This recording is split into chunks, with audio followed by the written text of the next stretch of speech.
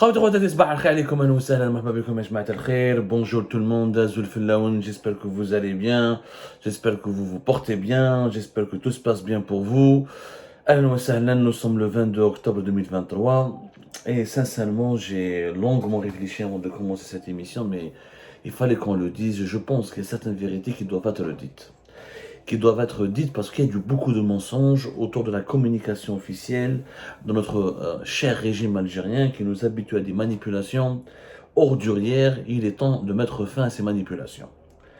Et je mets à l'Algérie, elle est totalement gelée, paralysée depuis le 7 octobre 2023, date à laquelle la crise palestinienne a pris une nouvelle dimension tragique de les attaques armées du Hamas contre les positions israéliennes et certaines villes israéliennes en Palestine.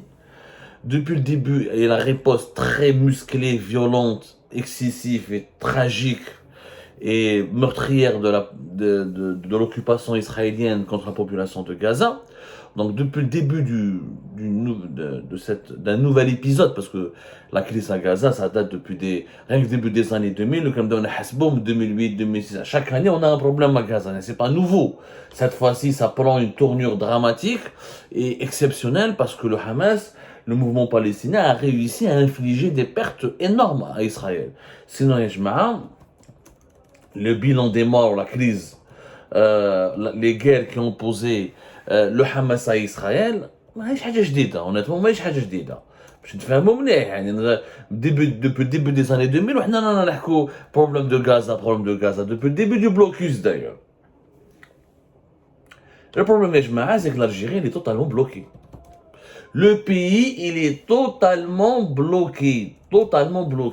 Il n'y a absolument rien qui bouge en Algérie. Tout a été gelé, les compétitions sportives, les activités culturelles, la visite de Abdelmajid Tebboune à Djelfa. Le pays il est bloqué. Depuis le 7 octobre, l'Algérie elle est totalement bloquée. L'État ne travaille plus.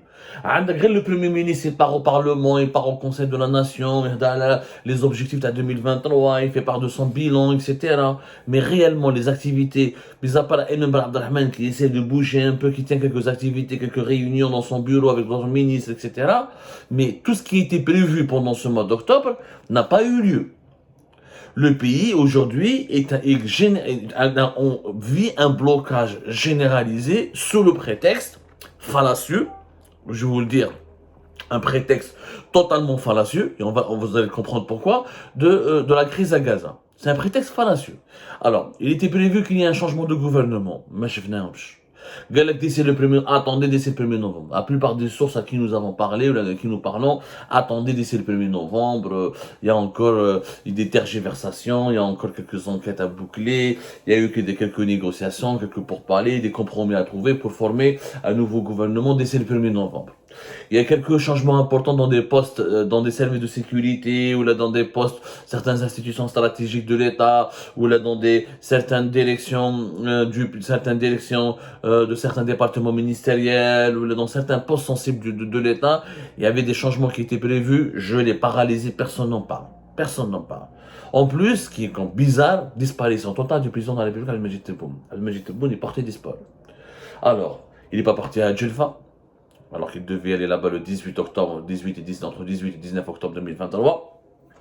L'Algérie n'a même pas participé donc à ce fameux sommet pour la paix en Égypte qui a eu lieu hier au Caire le 21 octobre 2023. Aucune activité, mais à part la marche, le 19, le jeudi dernier, 19 octobre, étape par étape, la marche a été un échec total. Et on va l'analyser plus tard. L'Algérie est totalement absente. On parle de Gaza dans les médias, les dirigeants algériens parlent de Gaza, on arrête certaines activités culturelles, sportives, on arrête des déplacements du chef de l'État, mais il n'y a pas eu réellement une mobilisation du pays en faveur de Gaza. Il n'y a pas de mobilisation. L'Algérie s'est bloquée, elle est dans la... Il est en train de suivre un match, mais il ne joue pas le match. Il ne joue pas. Le match ne le concerne même pas, mais il a tout arrêté, il a tout annulé juste pour voir le match qu'il ne veut pas rater. Gaza ou en Algérie. On a tout arrêté, mais sans rien faire pour Gaza. C'est comme un exemple. Je ne comprends pas pourquoi l'Algérie a boycotté un exemple concret, le sommet pour la paix dans le Caire. Officiellement, la position algérienne, je ne participe pas à un sommet où on va condamner les actions du Hamas parce que l'Algérie refuse de classer le Hamas comme étant un mouvement terroriste, refuse de mettre sur le même pied d'égalité le Hamas et l'occupation israélienne, alors que dans le communiqué final, il y avait, parce que dans le sommet de Gaza, il n'y avait pas que les pays, il n'y avait pas que les chefs d'État de la Ligue arabe, il n'y avait pas que le Sisi, le roi de la Jordanie, Abdallah II et d'autres dirigeants, il y avait des représentants de la diplomatie russe, chinois, la Chine, le Japon, les États-Unis, le Canada, la France, la Grande-Bretagne. Donc il y avait des puissances, des pays occidentaux qui ont été représentés. Il y avait le secrétaire général de l'ONU, Antonio Guterres, qui a participé à ce sommet pour la paix. Voilà. Donc, et les Occidentaux ont beaucoup fait pression pour que dans le communiqué final, il y ait une condamnation, pour qu'on inscrive une condamnation claire, nette et précise du Hamas, et pour qu'on considère ces actions comme étant des actions terroristes. Les dirigeants arabes n'ont pas cédé, ils ont juste dit un appel, ils ont juste, voilà. Et les dirigeants occidentaux voulaient aussi inclure ou la mettre dans cette déclaration finale un appel à la libération des 200 otages enlevés par les milices armées du Hamas. Bon, les dirigeants arabes, au final, n'ont pas été, personne n'a trouvé un accord. Ils ont juste dénoncé l'immobilisme de la communauté internationale et son incapacité à trouver une solution à la crise palestinienne. Il y a eu un appel à la paix. Il y a eu un appel à la paix. Il y a eu une dénonciation. Voilà. Il y a eu une dénonciation des violences commises contre les civils des deux côtés. Mais il n'y a pas eu une dénonciation du Hamas comme le voulaient les Occidentaux. Donc, je ne comprends pas. Mais, je sais pas. En fait, Abdelmajid Tebboune, pourquoi il aurait dû aller au Caire? Bah, va au Caire, fais un discours, il dit que moi, l'Algérie, il affirme que le Hamas n'est pas un mouvement terroriste, défends le Hamas si tu veux, mais il faut aller sur place. La politique de la chaise vide ne permettra jamais à l'Algérie de défendre sa voix, ni de défendre la voix de la Palestine, ni de faire avancer les choses. Quand tu boycottes parce que l'Algérie, Abdelmajid Tebboune a été invité par le Sisi pour participer à ce sommet de la paix au Caire, qui s'est déroulé encore une fois hier le 21 octobre 2023.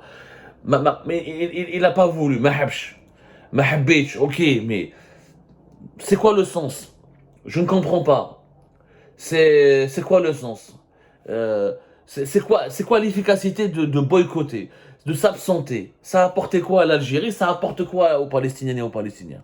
On aurait pu y aller, il y avait les dirigeants occidentaux qui étaient là-bas, leurs représentants en tout cas, il y avait le secrétaire général de l'ONU, Tebboune aurait pu dire, il faut arrêter de classer le Hamas comme mouvement terroriste, l'Algérie propose ceci, nous voulons des aides humanitaires qui soient acheminées vers le territoire de Gaza en extrême urgence, on veut le déploiement d'observateurs internationaux, y compris les observateurs de la Ligue arabe, pour protéger la population palestinienne contre les exactions de l'armée israélienne. On demande une commission d'enquête pour documenter les crimes les crimes commis par l'armée israélienne contre la population de Gaza, qui se fait bombarder sans aucune distinction, ni entre enfants, ni entre personnes âgées, etc.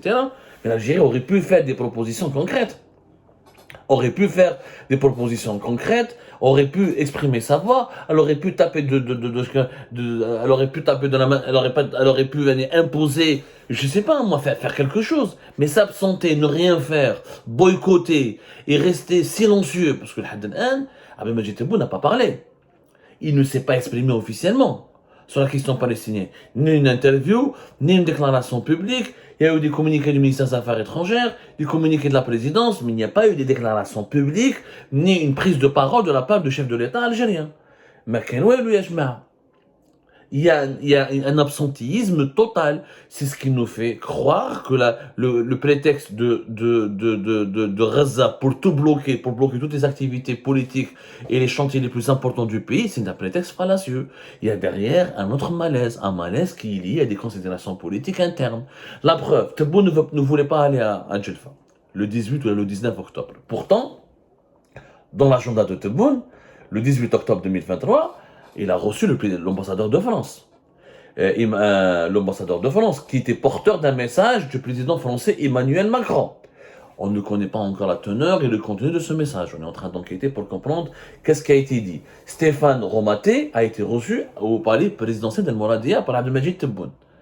Le jour même où il devait aller à Djelfa. Alors, je ne comprends pas. Pour Gaza, par solidarité avec Gaza et avec la population de Gaza, et à cause du contexte très brûlant et très tendu autour des crimes commis par l'armée israélienne à Gaza, le président algérien ne part pas à Djelfa, mais il rencontre l'ambassadeur de France. Je vois pas. Alors, la logique de la solidarité avec Gaza ne s'applique pas au sujet de la rencontre avec l'ambassadeur de France. Le président algérien aurait pu dire, il y a un problème, la France ne condamne pas suffisamment, ne fait pas assez pour les Palestiniens, les marches, plusieurs marches ou les rassemblements pour la Palestine sont interdites en France, je ne reçois pas l'ambassadeur de France, je reporte ma visite. Comme la visite à Djelfa a été reportée, pourquoi l'audience et l'entrevue entre Abdelmajid Tebboune et l'ambassadeur de France, M. Stéphane Romaté, n'a pas été reportée? Donc ça, c'est un prétexte fallacieux. Parce que si c'était un prétexte crédible, où on reporte toutes les activités protocolaires du président, ou on les fait toutes. Je ne vois pas pourquoi annuler. Quel est le sens d'annuler un déplacement à Djelfa, où quand même il faut rencontrer sa propre population et travailler sur des chantiers de développement locaux et surveiller l'action des autorités sur place, ce qui est pour moi beaucoup plus important qu'une rencontre avec l'ambassadeur de France. C'est beaucoup plus important pour la population algérienne, pour l'avenir du pays, pour son développement. Mais madame H. Donc, c'est le prétexte de Gaza qui a tout bloqué. Ni changement de gouvernement, ni déplacement, ni visite sur le terrain, ni prise de parole publique, ni participation à des conférences internationales ou là des rendez-vous internationaux concernant des thèmes géopolitiques importants dans la question palestinienne. Ça veut dire qu'il y a anguille sous roche. Cela signifie,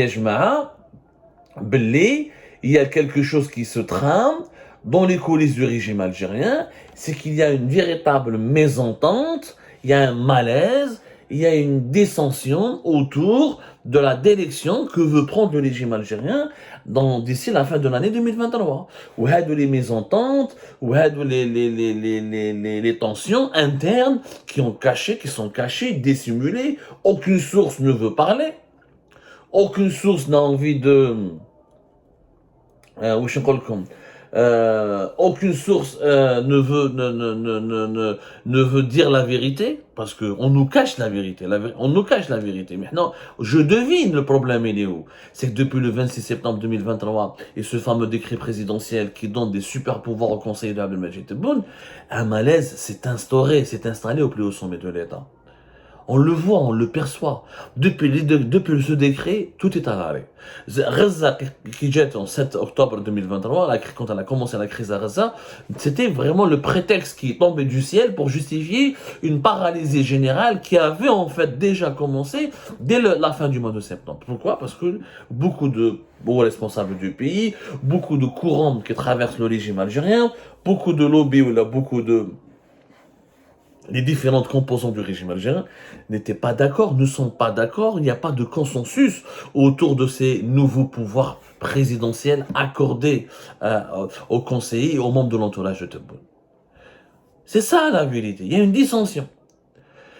L'armée, les services de renseignement, la présidence de la République et les autres courants, t'as les anciens officiers, les retraités, certains anciens dirigeants politiques retraités aussi qui sont à la retraite, les dirigeants de l'ombre comme l'entourage de Tebboune, comme l'entourage de Chengriha, comme l'entourage du général Douvir et les anciens généraux emblématiques des années 90 ne sont pas tous d'accord sur la direction que doit prendre le pays alors que nous sommes à une année des élections présidentielles, pratiquement, et que nous sommes déjà dans une pré-campagne électorale pour les élections présidentielles de 2024, où la scène politique elle est paralysée, elle est totalement à l'arrêt, où le pays ne fonctionne plus. Ça fait quand même depuis l'échec de la candidature d'Algérie au BRICS, depuis les problématiques, depuis l'échec des mesures du gouvernement algérien contre la cherté de la vie, contre l'inflation, l'augmentation du chômage. Économiquement, le pays est à l'arrêt. 2022, on n'a pas profité de l'embellie des prix des hydrocarbures en 2022. 2023, on a bien vu que l'Algérie va gagner beaucoup moins d'argent qu'en 2022, alors que la vie, l'inflation, au niveau sur les marchés mondiaux continue à être maintenue au même rythme pratiquement, même à quelques différences de près que l'année 2020, entre 2023 et 2022, que la guerre qui est en train d'éclater au Proche-Orient va avoir des impacts économiques énormes aussi sur la conjoncture économique internationale, mais l'Algérie est paralysée. Pas de projet inauguré, pas de nouveaux projets lancés, pas d'investissements étrangers prometteurs, il n'y a pas de dynamique, il n'y a aucune dynamique. La hausse des prix elle n'a pas été contenue, le chômage n'a pas été contenu, la misère sociale s'aggrave, la pauvreté progresse. Et le pays, il est gelé, paralysé. On nous dit la Palestine, on nous parle que de la Palestine, il faut parler que de la Palestine, il faut parler que de Gaza, il faut soutenir Gaza. Mais justement, tu veux soutenir Gaza, je sais pas, mais faites tes actions. Que Abdelmajid Tebboune reçoit par exemple l'ambassadeur de Palestine. C'est avec l'ambassadeur de Palestine qui devait être reçu, c'est pas l'ambassadeur de France. Je vois pas la relation, moi. Et tu veux pas aller à Djelfa et tu reçois l'ambassadeur de France. Donc il y a un problème quelque part. On veut par exemple soutenir Gaza. L'Algérie refuse que le Hamas soit considéré comme mouvement terroriste. Qu'elle le dise. Qu'elle parte au Caire, qu'elle le dise. Que l'Algérie organise une conférence où elle invite, faites une contre-conférence différente de celle du Caire et invitez le Hamas à Alger. Parlez avec le Hamas à Alger. Imposer le Hamas sur la scène internationale. Dites aux Occidentaux que le Hamas est un interlocuteur légitime, négociez avec lui. Je sais pas, défendez votre voix.